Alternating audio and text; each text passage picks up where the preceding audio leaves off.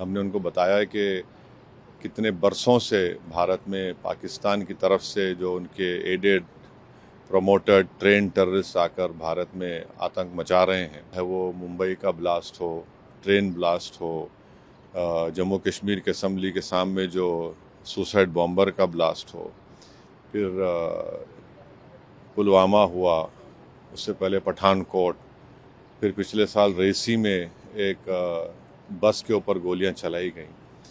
तो हमने बताया कि ये पूरा स्किट जिसमें ट्रेडमार्क्स पाकिस्तान के हैं, पाकिस्तान का इन्वॉल्वमेंट इससे भी साबित होता है कि जो पहलगाम के टेररिस्ट अटैक के बाद टीआरएफ ऑर्गेनाइजेशन ने 2 मरतबा इंटरनेट के ऊपर उसको कबूल किया। सिक्योरिटी काउंसिल का जो सैंक्शन कमेटी के सामने दिसंबर 2023 में कह दिया था कि टीआरएफ पे आप सैंक्शन लगाइए, ये यहाँ पर भारत में गड़बड़ कर सकता है। आज जो सुबह में हम बहरीन के डिप्टी पीएम हैं शेख खालिद बिन अब्दुल्ला अल खलीफा, फिर उसके बाद जो शूरा काउंसिल के चेयरमैन हैं हिज एक्सेलेंसी अली बिन सालेह अल सालेह, और फिर जो फर्स्ट डिप्टी स्पीकर हैं हिज एक्सेलेंसी अब्दुल नबी सलमान अहमद साहब के साथ और कौंसलर रिप्रेजेंटेटिव की हमारी मीटिंग हुई। बहुत अच्छी मीटिंग हुई। उसमें तमाम ग्रुप ने जो जय पांडा उसकी क़यादत कर रहे हैं, हमने भारत का पक्ष रखा। हमने उनको बताया है कि कितने बरसों से भारत में पाकिस्तान की तरफ से जो उनके एडेड प्रमोटेड ट्रेन टेररिस्ट आकर भारत में आतंक मचा रहे हैं और कितने लोगों की जानें गई। हमने पूरे डेटा उनको दिया कि चाहे वो मुंबई का ब्लास्ट हो, ट्रेन ब्लास्ट हो, जम्मू कश्मीर के असम्बली के सामने जो सुसाइड बॉम्बर का ब्लास्ट हो, फिर पुलवामा हुआ, उससे पहले पठानकोट, फिर पिछले साल रेसी में एक बस के ऊपर गोलियां चलाई गई। तो हमने बताया कि ये पूरा स्किट जिसमें ट्रेडमार्क्स पाकिस्तान के हैं। और एक बात हमने बताई कि जो टीआरएफ ये जो टेररिस्ट ऑर्गेनाइजेशन है, 1262 जो सिक्योरिटी काउंसिल का जो सैंक्शन कमेटी के सामने दिसंबर 2023 में कह दिया था कि टीआरएफ पे आप सैंक्शन लगाइए, ये यहाँ पर भारत में गड़बड़ कर सकता है। तो टीआरएफ के बारे में अभी से हमने बोला, दिसंबर 2023 से सरकार ने यूएन सिक्योरिटी काउंसिल को 1262 को सैंक्शन का बता दिया। तो ये है। और तीसरी बात ये है कि बार बार ये जो पाकिस्तान जो अपने आप को बड़ा ही विक्टिम नहीं है, पाकिस्तान एग्रेसर है। और हमने 15 अप्रैल को जो आसिम मुनीर की स्पीच हुई, जिन्होंने कश्मीर के बारे में जो बात कही, उसके बारे में हमने बताया।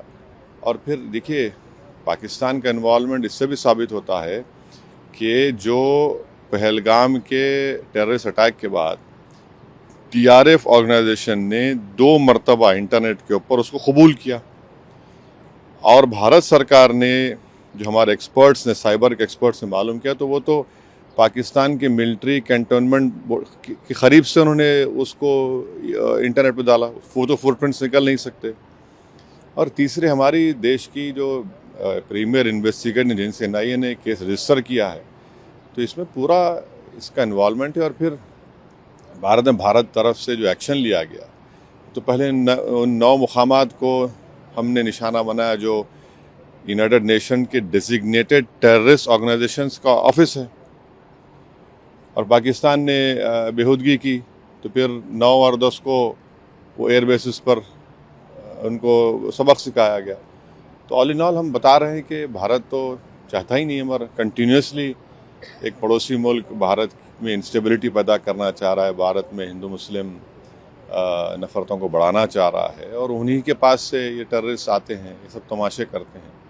तो बहुत अच्छी मीटिंग्स हुई और सब ने इस पॉइंट को उनके सामने रखा, और उन्होंने भी सुना है। हम उनको ये कह रहे हैं कि आप भारत को आप जो देख रहे हैं, और भारत यहाँ पर बहरीन में तो 1962 तक रिज़र्व बैंक ऑफ इंडिया की तरफ से गल्फ रुपी इस्तेमाल होता था, और भारत पहला देश है जो एंटी कॉलोनियल स्टैंस लिया था यूनाइटेड नेशन में, और उसकी वजह से बहरीन को यहाँ पर अंग्रेज़ों को छोड़ के जाना पड़ा। और हमने उनको बहरीन की हुकूमत को याद भी दिलाया कि 2018 और 22 में आप ही के एक बहरीनी डिप्लोमेट की वजह से पाकिस्तान को FATF ग्रे लिस्ट में डाला गया और एक आतंकवादी जो यहाँ पर छुपा हुआ था उसको 2015-16 में उन्होंने भारत सरकार के हवाले भी किया। तो हम उनसे कह रहे हैं कि मिडिल ईस्ट में FATF के मेंबर हैं और वो पाकिस्तान को दोबारा ग्रे लिस्ट में लेकर आए, क्योंकि जो फंड्स आ रहे हैं उसके ऊपर कोई रोक टोक नहीं है। और 2026-27 में बहरीन सिक्योरिटी काउंसिल का मेंबर भी होने जा रहा है, तो इस एतबार से भी ये बहुत अच्छा रहा। जिस तरह से टॉप लीडर से मुलाकात हुई, 2 दिन की बहरीन की विजिट खत्म होने वाली है, गवर्नमेंट की तरफ से, बहरीन गवर्नमेंट की तरफ से किस तरह का आश्वासन मिला? देखिए, हमने जो बातचीत की उन्होंने बड़ा अच्छा सुना, उन्होंने अपनी बातें भी रखी जो उनकी सरकार का ज़ाहिर अपना पक्ष रखे, हम अपनी सरकार की बात रखे। उनको बताए कि देखिए इनस्टेबल करने की जो कोशिशें की जा रही हैं भारत को, ठीक नहीं है और ना साउथ एशिया के लिए ठीक है, ना रीजन के लिए ठीक है, ना किसी के लिए भी ठीक है। तो उन्होंने भी कहा कि हम तो यहाँ पर करीब 7 लाख से करीब ज़्यादा नॉन बहरीन रहते से बड़ा हिस्सा हमारे करीब 2 लाख मलयाली इंडियंस रहते हैं, फिर कर्नाटका के हैं, तेलंगाना आंध्रा के हैं और मुख्तलिफ भारत के लोग यहाँ पर रहते हैं। तो सब उन्होंने उस बात को माना कि भाई यहाँ पर आप भारत के लोगों का बहुत बड़ा कंट्रीब्यूशन है बहरीन के लिए। हमने भी अपनी बात रखी।